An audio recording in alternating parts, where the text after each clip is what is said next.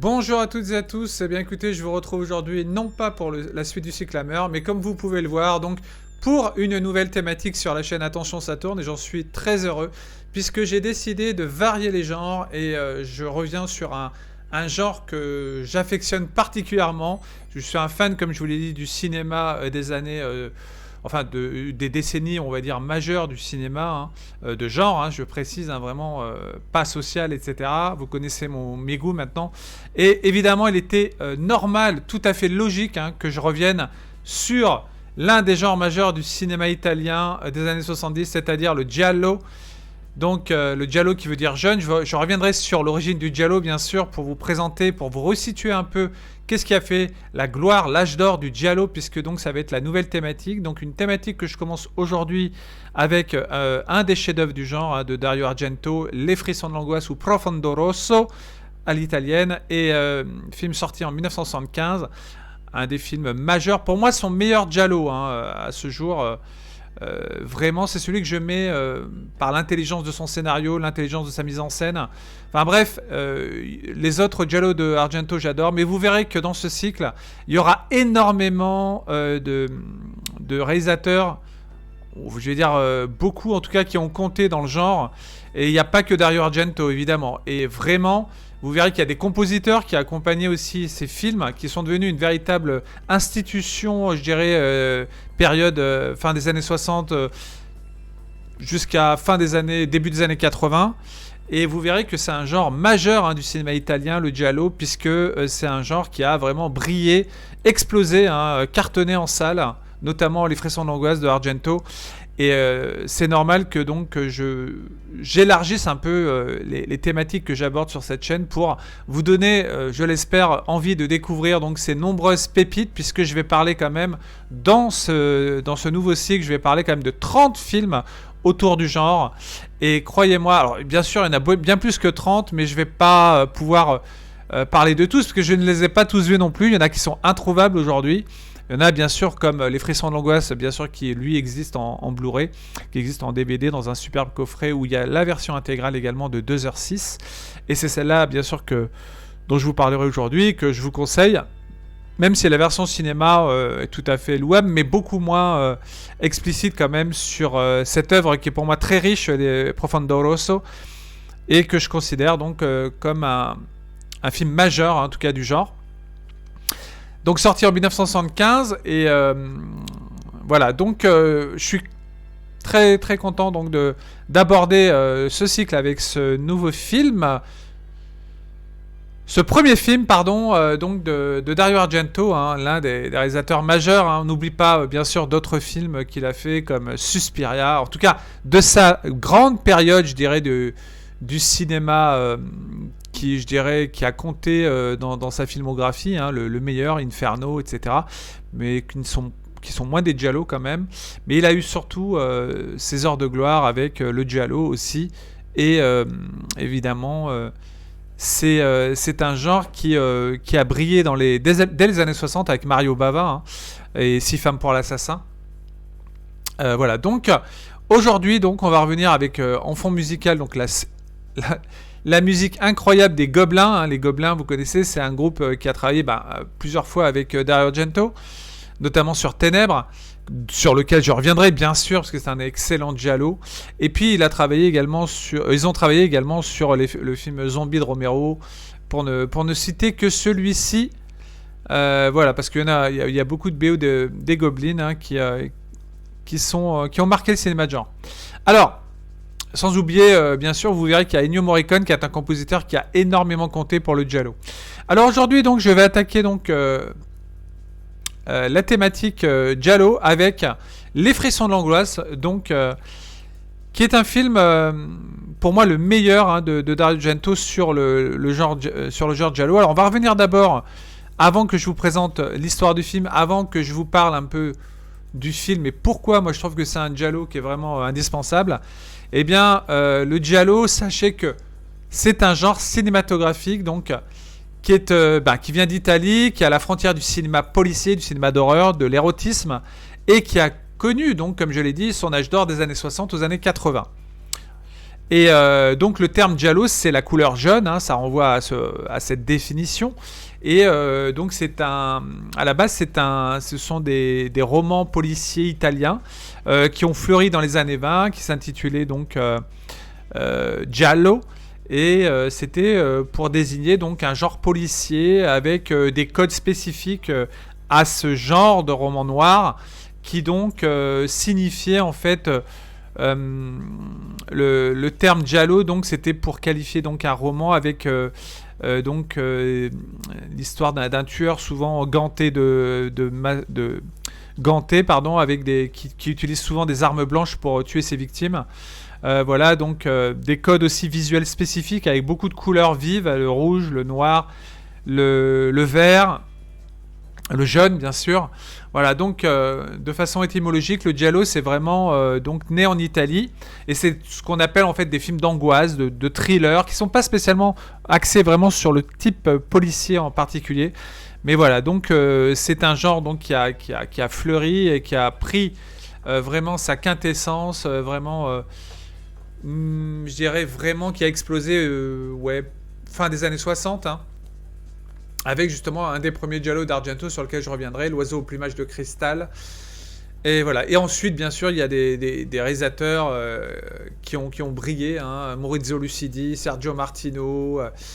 Je vous dis, il y en a un paquet. Je me souviens pas de tous, mais voilà. Moi, j'essaierai de revenir donc sur 30 films quand même dans ce cycle important. Alors, évidemment, je parlerai ici de films qui, moi, m'ont particulièrement marqué dans le genre, mais surtout ceux que j'ai vus, parce que je les ai pas tous vus. Évidemment, vous doutez bien que comme pour le cycle Hammer, j'ai pas tout vu parce qu'il y en a beaucoup. Voilà, des giallo, il y en a énormément et je les ai pas tous vus, mais je reviendrai quand même dans ce cycle sur 30 films qui ont représenté l'âge d'or du giallo à mes yeux. Voilà, il y en a peut-être que j'ai pas encore découvert, que peut-être dont je vous parlerai. À ce moment-là, je les ajouterai. Mais normalement, je devrais m'arrêter au bout de 30 films. Voilà, donc je commence ce cycle aujourd'hui. Je le terminerai mi-juillet dans la première partie. Et je continuerai à la rentrée. Hein, puisque évidemment, j'aurais pas parlé des 30 films. Je vais vous mettre tout de suite donc les images du film Les frissons de l'angoisse, avec le titre italien qui veut dire donc rouge profond, profondo rosso. Et vous verrez pourquoi la couleur rouge, d'ailleurs, c'est ce qui définit un peu l'image de fond d'écran. Hein. Le giallo, c'est souvent défini par le jaune et le rouge. Donc le rouge, en l'occurrence, la couleur du sang. Et ici, le sang, il en est question, puisque c'est le giallo le plus gore de Dario Argento. Donc avec des meurtres très graphiques. Encore une fois, la marque... ce qui fait la spécificité du giallo à l'époque, et ça vous le verrez dans les films que je vais vous présenter, c'est vraiment le côté vraiment sanglant, des meurtres très donc graphiques comme je l'ai dit, où le tueur donc est toujours bien sûr découvert à la fin de l'histoire, puisque c'est le whodunit, c'est-à-dire le whodunit c'est qui tue, homme ou femme évidemment, tue dans l'histoire, et le but c'est un peu justement que l'enquête se déroule pour qu'on ait des éléments clés qui nous font peut-être découvrir qui est le mystérieux assassin qui agit pour diverses raisons, ça peut être plein de raisons différentes, mais vous verrez qu'il y a toujours quand même une étude je dirais assez intelligente sur les scénarios. En tout cas, sur les films que je vais vous présenter, je dis pas qu'ils sont tous des chefs-d'œuvre. Moi, je trouve que le film Les frissons de l'angoisse est un chef-d'œuvre parce que il ajoute au giallo le caractère fantastique, un peu de fantastique à l'intrigue. D'ailleurs, c'est la première fois que Dario Argento faisait ça dans son film, dans le genre de film du giallo. Et voilà, il apporte une dimension aussi vraiment beaucoup plus, je dirais, professionnelle dans l'œuvre d'Argento, parce que Argento a fait du cinéma dès les années 60 et a vraiment perfectionné, je dirais, son sens de l'esthétique, de l'image à travers le giallo, en améliorant vraiment sa mise en scène. Et là, avec Les frissons de l'angoisse, il arrive vraiment à un degré, je dirais, en termes de visuel, qui est vraiment... très approfondi dans sa façon du montage, de la mise en scène proprement dite au niveau des plans qu'il utilise. Et ça, faut pas oublier que donc pour moi, il n'a fait que progresser, en tout cas, en parlant de Giallo, et il progressera encore dans sa mise en scène avec un excellent, un de mes préférés, un excellent film que j'adore de lui, bien sûr, Ténèbres, et même Trauma, ou alors je parlerai aussi du Sang des Innocents. Voilà. Mais pour les frissons d'angoisse, donc, je suis vraiment très content, en tout cas, de parler de ce cycle avec vous, sur l'excellente musique des Goblins en fond derrière moi, donc, qui vous donne tout de suite vraiment la thématique importante de ce que représente le giallo, parce que le giallo, c'est un genre qui combine à la fois donc vraiment en général, un scénario, on va dire, où on cherche donc à résoudre l'énigme, qui est le meurtrier, qui tue, et quelle en est la raison précise, et surtout aussi le giallo, c'est défini par un style visuel, un style, comme je dis, qui apporte vraiment par rapport au tempo de l'intrigue. Il faut que le giallo, c'est pas classique. Le giallo, c'est des codes définis par la mise en scène, par justement la photographie, à travers les couleurs qui sont parfois donc qui représentent une symbolique, vous voyez, par rapport au thème décrit dans l'histoire. Ça peut être vraiment une symbolique liée à la couleur, c'est lié justement à des, comme j'ai dit, des codes qui définissent particulièrement donc le sens du récit, de la narration. Et vous verrez que donc, alors, avec les frissons de l'angoisse, on est en plein dedans. Et donc ici, pour moi, donc, Dario Argento a atteint son apogée avec une histoire absolument brillante et surtout une mise en scène absolument géniale, et des plans inoubliables et une musique aussi qui, comme je le dis tout le temps, la musique a vraiment joue un rôle essentiel dans la plupart des films, et surtout dans les giallo également. Bon, bien sûr, dans d'autres genres cinématographiques, mais le giallo, vraiment, la musique est indispensable. Alors, le giallo, on l'appelle également le slasher. C'est un sous-genre. Enfin, c'est d'ailleurs les slashers qui fleuriront dans les années fin des années 70-80 sont vraiment inspirés quelque part du giallo. On est dans puisque le giallo mélange le policier, le film d'horreur, le film érotique, le thriller. Et le giallo, c'est tout ça en fait. Mais le giallo, c'est vraiment, on reconnaît tout de suite un giallo par la forme de sa mise en scène. Voilà, où il y a beaucoup de plans variés, il y a un montage donc qui est assez cut parfois, assez rythmé dans l'intrigue. On a toujours donc un tueur, une énigme, et puis la résolution de l'énigme, et puis on a des codes spécifiques avec un tueur qui a un code vestimentaire, souvent habillé de noir, de gants noirs, qui tue souvent avec des armes blanches, donc ça peut être des haches, des couteaux de boucher, enfin, vous voyez, mais rarement des armes à feu, vous voyez. Donc, parce qu'en général, les meurtres, on veut qu'ils soient, en tout cas les réalisateurs, voulaient qu'ils soient graphiques, et l'essence même du giallo, avec ce côté policier en arrière-plan où il y a une enquête, etc., il y a le côté vraiment film d'horreur avec ces meurtres sanglants. Et vous verrez qu'il y en a plus d'un où il y a pas mal de meurtres, dont les films de Sergio Martino, et même ceux de Mario Bava, qui faisaient vraiment honneur, qui mettaient en avant surtout le côté sanglant de ces histoires, de ces thrillers gore, on va dire. Voilà. Bon, alors, revenons maintenant plus en détail sur, excusez-moi pour la présentation un minimum élargie, puisqu'il fallait quand même que je vous présente un peu qu'est-ce que le giallo, qu'est-ce qu'il représente donc pour le cinéma italien, parmi les plus gros succès du cinéma en Italie, dont les frissons de l'angoisse, et vous verrez qu'il y en a eu beaucoup d'autres. Mais là, donc, je reviens donc sur les images du film et sur l'histoire.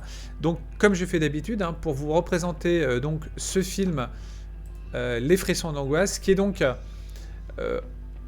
qui nous raconte l'histoire donc d'un pianiste de jazz, Marcus Daly, joué par l'excellent David Hemmings, qui a été aussi entre autres réalisateur. Donc, je reviendrai dessus un peu plus tard. Donc Marcus, donc un pianiste de jazz, donc qui est le témoin en fait de l'assassinat brutal d'une femme. Voilà, donc une femme donc qui est voyante, enfin qui est médium. Mais comme oui, même s'il a pu assister à la scène, donc il n'a pas pu en fait distinguer nettement le criminel. Et donc avec l'aide d'une jeune journaliste, d'une journaliste jouée par Daria Nicolodi, et d'un spécialiste de la parapsychologie. Donc il établit que la victime, donc, qui s'appelle Helga Ullmann, donc, était douée de pouvoirs de télépathie, et donc pouvoir dont elle venait justement de faire quelques heures avant sa mort une démonstration donc, dans un théâtre de la ville. Donc seul témoin capable de démasquer le tueur, donc Marcus, donc comprend en fait qu'il va être peu à peu en danger de mort par rapport à ça, par rapport au fait qu'il était le seul témoin, et que donc ça met sa vie en danger, puisque il va s'apercevoir que le tueur ne l'a pas, en faisant son enquête, le tueur va aussi révéler, je dirais que ce pianiste, en fait, ce pianiste, il va être donc mêlé à cette histoire. Il va vouloir s'y intéresser et découvrir, bien sûr, qui se cache derrière le tueur. Mais le tueur en question, voilà, c'est ce que je voulais dire, pardon. Le tueur en question, donc, sait que ce témoin donc existe par l'enquête qu'il mène, et puis les endroits qu'il va découvrir dans cette enquête, et qui font que donc le tueur aussi va vouloir va le menacer, en tout cas. Voilà, donc Les Frissons de l'Angoisse, donc c'est aussi donc un film pour Dario Argento, donc après des films comme L'Oiseau au plumage de cristal, Le Chat à 9 queues, 4 mouches de velours gris, qui sont ses premiers giallo. Donc c'est un film qui va permettre à Dario Argento donc d'explorer à la fois donc le côté thriller, donc thriller policier, donc cette enquête de ce pianiste qui essaie de découvrir la vérité. Et puis donc on va s'apercevoir au fur et à mesure que donc le traumatisme enfantin, il y a une histoire de traumatisme lié à l'enfance, c'est ce que je voulais dire, et on va ici reconstituer donc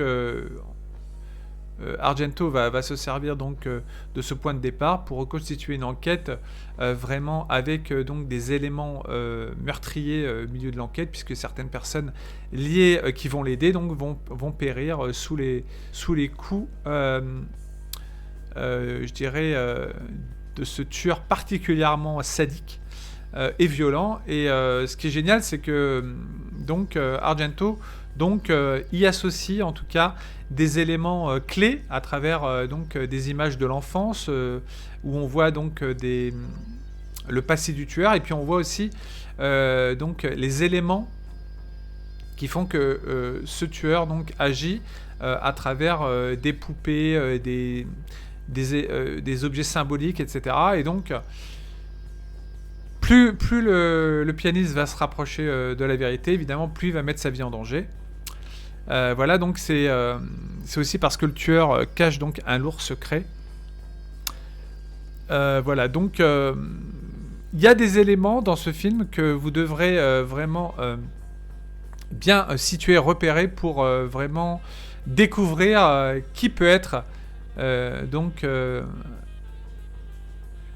celui qui met en œuvre ces meurtres. Voilà, donc la personne en tout cas qui met en œuvre ces meurtres, parce que dans les giallo, alors je vais pas dévoiler la fin, je vais pas spoiler évidemment, parce que je considère qu'il y a toujours des personnes qui pourraient découvrir à peine ce film aujourd'hui, et je préfère leur laisser la surprise, évidemment, puisque le climax final, c'est toujours ce qui compte le plus dans un giallo, c'est connaître l'identité du tueur ou de la tueuse, ça peut être une femme également, voilà, mais le but, c'est de peu à peu avancer dans une intrigue, un minimum rythmée quand même, parce que y a des giallos qui sont plus ou moins rythmés et qui prennent du temps avant qu'on arrive à la solution. Mais on va dire que c'est un genre où vraiment quand même il y a beaucoup de belles pépites, avec des scénarios qui se renouvellent régulièrement quand même, beaucoup. Qui arrivent à convaincre quand même. Dans l'ensemble, il y avait de très bons scénaristes, c'est comme pour la Hammer, il y avait d'excellents scénaristes pour le giallo, et puis il y avait aussi d'excellents compositeurs de musique pour faire les BO, donc Bruno Nicolai. Voilà. Et pour Les Frissons de l'Angoisse, donc David Hemmings, Daria Nicolodi, qui fut la femme de Dario Argento. dans les années 70 et 80. Et puis, vous avez donc également à l'affiche, je ne me souviens plus, la petite Nicoletta Olmi qu'on avait vue dans Emily, l'enfant des ténèbres, qui est une gamine qui a beaucoup tourné, notamment dans un giallo dont je vous parlerai, que je trouve fabuleux, qui s'appelle Qui l'a vu mourir. Donc la petite Nicoletta Olmi, elle jouait déjà enfant dans ce giallo. On la retrouve ici dans Le Frisson d'angoisse. C'était une enfant actrice, hein, déjà, dès son plus jeune âge. Voilà, donc moi ce que j'aime beaucoup dans Les Frissons d'angoisse, c'est déjà la mise en scène. C'est donc bien sûr le scénario qui a son importance et qui est très bien écrit d'un point de vue... on ne sait jamais en fait où Argento veut nous amener. Parce que c'est lui qui a écrit le scénario. On ne sait jamais trop où il veut nous emmener pour nous faire croire, nous emmener sur des pistes en fait, des fausses pistes je dirais, et nous amener donc vers une autre piste la scène d'après.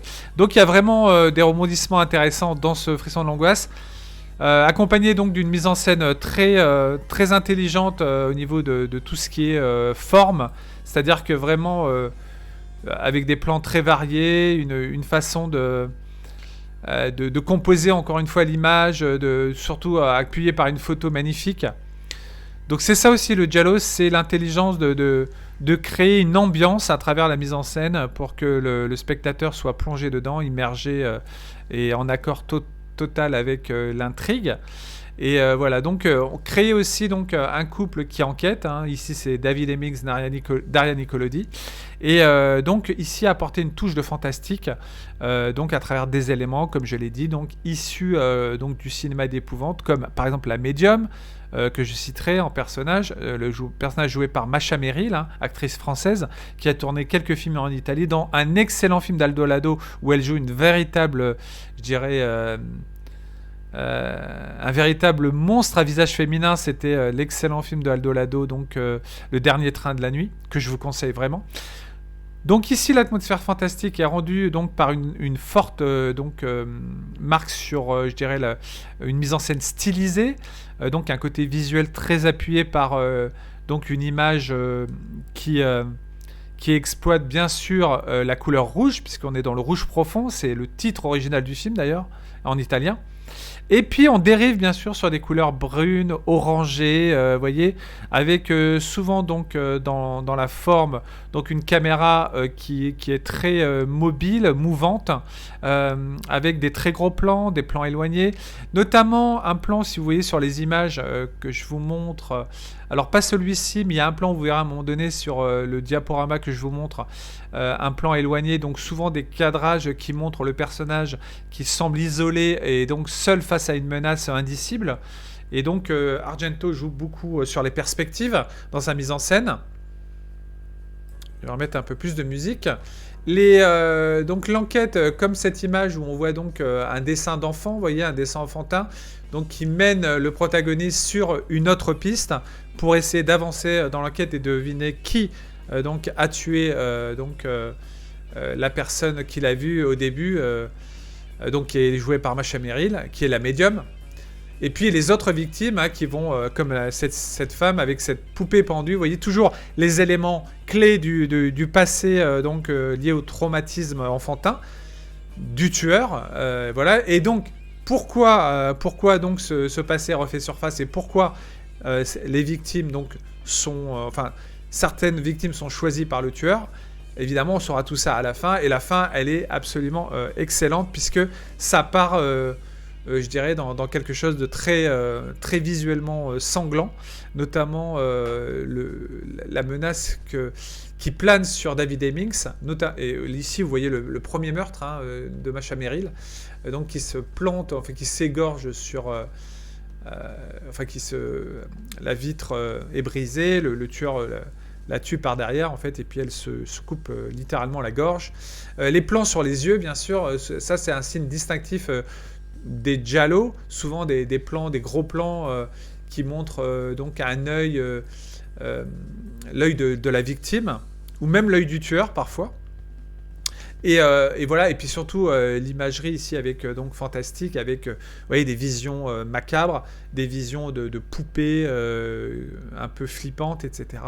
Donc ici vraiment Argento utilise vraiment tout ce qui fait, je dirais, que ce giallo donc prend forme et vie sous vos yeux en appuyant vraiment sur des éléments qui donnent envie d'en savoir plus à chaque fois. Et là, bien sûr, la baignoire ensanglantée, enfin, qui donc est remplie de sang. Le gant, comme je vous l'ai dit, donc alors là, qui est vraiment le signe distinctif des codes du giallo, avec le tueur donc ganté et masqué souvent, bien sûr, ou qui a un chapeau, ou qui a une cape, ça dépend. Et puis les plans vraiment qui sont les plans qui sont au ras du sol, vous voyez comme celui-ci, excellent. Où vous voyez donc une image du passé, donc un flashback. Ici, on utilise aussi le flashback pour montrer donc des éléments liés au passé du tueur, par exemple, et donc d'un traumatisme, de ce qu'il a amené à faire dans sa quête de vengeance. Puisque ou pas, hein, ça dépend je veux dire les motivations du tueur, mais ça vous le découvrez en voyant le film. Et voilà. Et donc on est plongé directement dans une intrigue à tiroir, évidemment. Pour moi, une des meilleures de Argento parce que c'est un film qui il faut le voir au moins 2-3 fois, et surtout la version longue qui dure 2h06 au lieu d'1h40. La version ciné, c'était 1h40, et il y a beaucoup d'éléments qui sont, on va dire, cutés, qu'on ne voit pas qu'on ne verra que dans la version longue, bien sûr, qui comptent. Alors là, je vous laisse entendre ce magnifique cantine. Il y a beaucoup, c'est un des éléments des codes du giallo, la cantine. Écoutez, ça c'est absolument génial. Et celle-ci est géniale.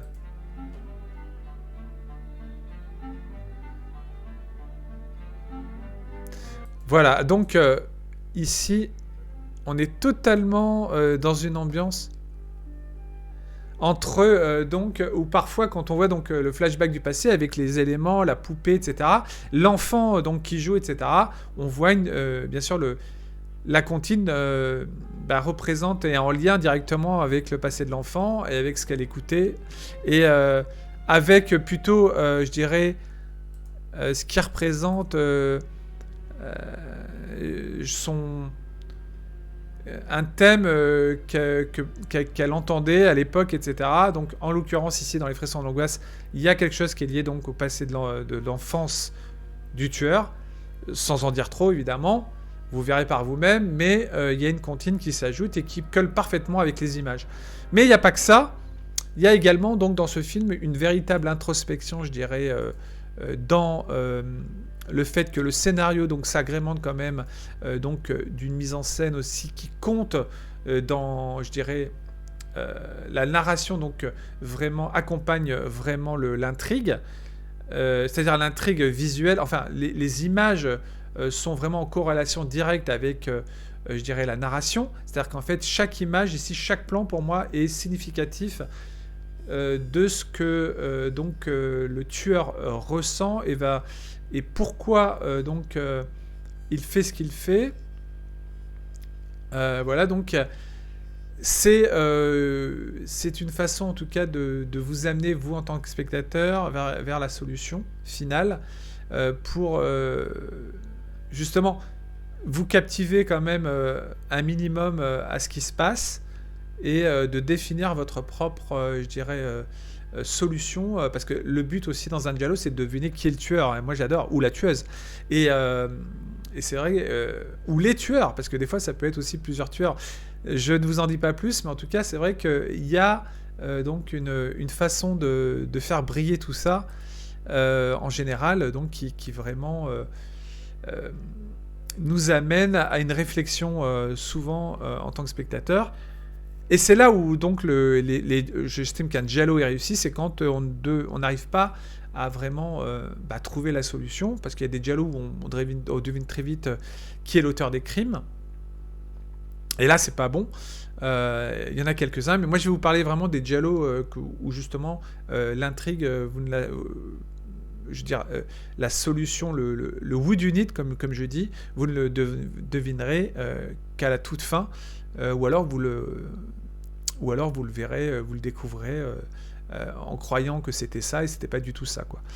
Donc voilà, donc ici donc Argento réussit donc à conférer, je dirais, une véritable un véritable suspense, agrémenté de scènes de meurtre assez graphiques, mais c'est pas ça qui compte le plus. Il y a une importance liée donc au passé du tueur, au traumatisme enfantin, je dirais donc tout ça avec une perception vraiment sur l'aspect visuel de l'espace, pour plonger le spectateur aussi dans ce côté fantastique qui décrit presque un univers insolite, notamment dans les plans où David Hemmings se retrouve quasiment seul dans une ville déserte. Alors je crois que ça se passe à Rome, hein, si mes souvenirs sont bons. Je me souviens plus si ça passe à Rome, parce que le film, ça fait un moment que je l'ai vu, mais je m'en souviens quand même assez bien. Mais voilà, c'est un giallo, il y a vraiment... si vous voulez, il y a tellement de giallo différents. Il y a des giallo qui se ressemblent, évidemment. Mais il y a tellement de giallo juste où le scénario a su se renouveler dans la plupart des giallo que j'ai vus. J'ai jamais vu une histoire... en tout cas, dans ceux que j'aime beaucoup, bien sûr, et ceux dont je vous parlais. Pour moi, il y a vraiment... bien sûr, on retrouve les codes habituels du giallo. Mais les histoires, les scénarios sont souvent très différents les uns des autres, heureusement. Et on a souvent des meurtres aussi très différents, une façon de filmer différente, voilà, une façon d'apporter, je dirais, à la forme et au fond, vraiment quand même une originalité, une sensibilité différente de réalisateur en réalisateur, puisque Dario Argento avait son propre style, ainsi que Sergio Martino, ainsi que Maurizio Lucidi, ainsi que Mario Bava, etc. Donc voilà. Donc pourquoi maintenant la version intégrale, pour moi, est plus intéressante de découvrir la version intégrale de Profondo Rosso? C'est parce que en fait, il y a donc le format scope du film, 2.35 qui est respecté, mais pas seulement ça. Je dirais d'abord, avant tout, dans l'intrigue, où donc on a des éléments qui sont beaucoup plus explicites sur, je dirais, par rapport à la complexité, je dirais, de l'enquête, du passé du tueur, des raisons du pianiste d'aller plus loin dans l'enquête, de s'associer à Daria Nicolodi dans cette enquête, et aussi d'avoir des éléments à la fin qu'on n'avait pas repérés peut-être dans la version plus courte, évidemment, en tout cas que moi j'avais pas repéré. Dans la version plus courte de 1h40, il y a quand même 25 minutes de plus dans la version longue.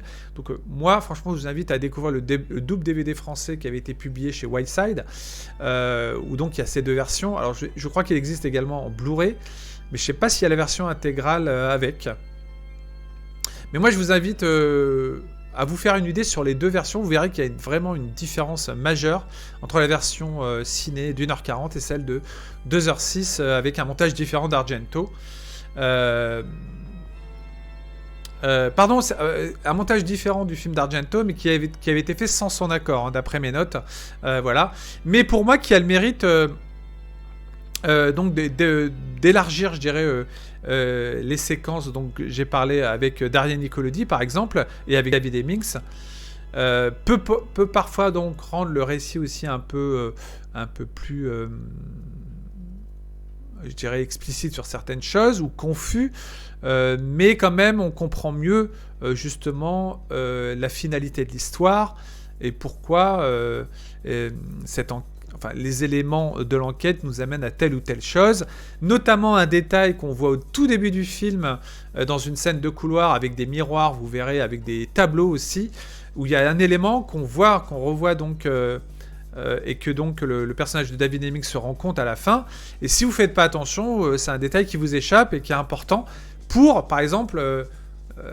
connaître, je dirais, l'identité, par exemple, du tueur. Mais ça, je ne le dis pas, évidemment, vous le verrez, pour ceux qui ne le connaissent pas encore, ce bijou de Dario Argento, vous le verrez par vous-même, on verra si vous avez, je dirais, l'œil pour découvrir ce qui se passe à l'écran. Voilà, donc ce montage donne aussi un peu plus de rythme, oui, étonnamment, puisque il permet de voir, je dirais, des scènes un peu plus peut-être rythmées dans la narration. Voilà. Après, vous choisirez. Peut-être que la version plus courte de 100 minutes vous convient très bien. Mais pour ça, faut tester les deux. Moi, je préfère la version longue. Je préfère toujours les versions longues, moi. Parce que je préfère quand je vois...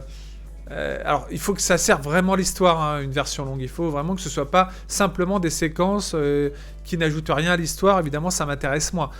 Si c'est simplement du remplissage, non, je préfère la version originale. Mais là, c'est pas du remplissage pour moi, en tout cas. Ce n'en est pas. C'est vraiment des scènes qui développent vraiment les séquences avec certains personnages. Et ça, c'est important. Et c'est pour ça que je vous invite vraiment à voir avant tout la version longue. Et sachez que sur le Blu-ray, ou le DVD plutôt, dont je vous ai parlé de White Side, il y a un documentaire excellent de 1h53 sur le cinéma de Dario Argento. Vous en saurez beaucoup plus, qui est réalisé par Luigi Cozzi, hein, qui avait réalisé des films comme Star Crash ou Contamination, pour vous situer. Et puis ça revient en détail sur la filmo d'Argento, voilà, qui se concentre sur ses œuvres et surtout la technique, voilà, avec des images très rares. Moi, voilà, je vous le conseille. Je vous conseille vraiment. Et donc, ce que je voulais dire pour finir sur les frissons de l'angoisse, et excusez-moi, j'étais un peu long, hein, dans cette vidéo, mais il y a eu la présentation par rapport à ce nouveau cycle. Attendez, je vais baisser un peu la musique également.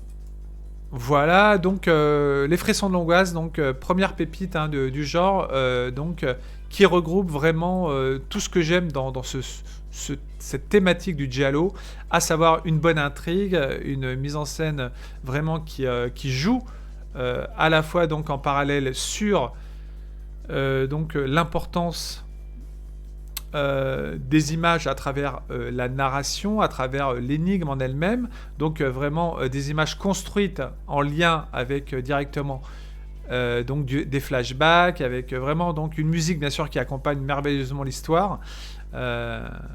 Et puis voilà, donc tout un ensemble qui fait que le montage, le rythme de l'intrigue, le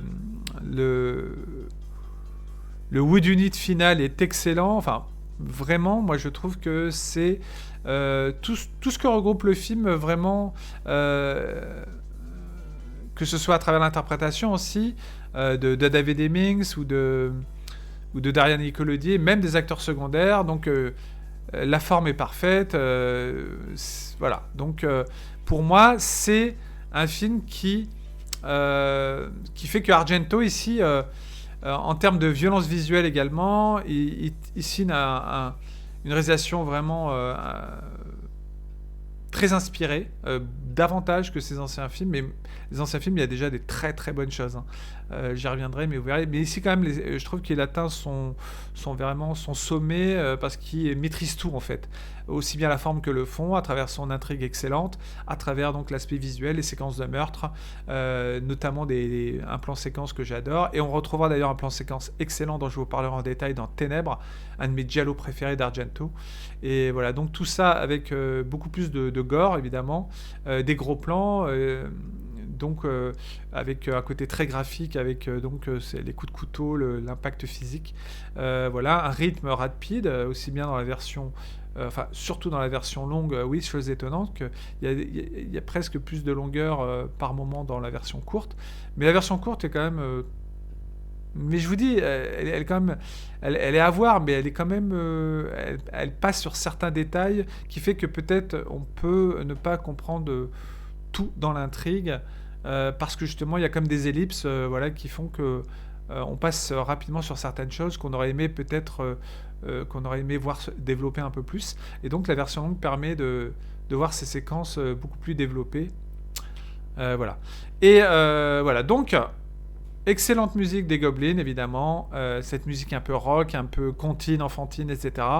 Voilà, donc le clou du film, c'est vraiment un spectacle qui fait que ce giallo est un des meilleurs du genre. Et puis Argento était tellement inspiré à l'époque, tellement excellent dans ce qu'il nous montrait, que je ne saurais que trop, bien sûr, vous dire de foncer sur Les Frissons d'Angoisse ou Profondo Rosso, le premier giallo que je présente dans ce cycle L'Âge d'Or du Giallo. Je vous remercie je vous remercie de prendre le temps de m'écouter maintenant sur... si ça vous intéresse, bien sûr. Donc n'oubliez pas le petit pouce en l'air. Abonnez-vous si ce n'est déjà fait. Voilà, si vous voulez découvrir les vidéos. Si ça vous plaît, n'hésitez pas à rejoindre la chaîne. Merci à tous Et je vous dis à très vite pour les prochaines vidéos. Et puis je vous en fais la surprise bien sûr. Mais en tout cas, très content de vous accompagner pour ce nouveau cycle qui j'espère vous fera découvrir encore une fois de nombreuses pépites du cinéma italien de l'époque. L'un des meilleurs. Ils n'ont pas fait que du giallo dans l'excellent évidemment. Je vous parle pas des restes, bien sûr. J'avais déjà parlé des damnés de Visconti, qui est dans un tout autre genre aussi, un chef-d'œuvre. Mais voilà, le giallo a compté et il fallait vraiment que je revienne sur ce genre majeur du cinéma de genre. Majeur du cinéma de genre, ça rime bien. Allez, je vous dis à très bientôt sur la chaîne et puis passez donc une bonne fin de semaine. À plus tard les amis. Ciao ciao.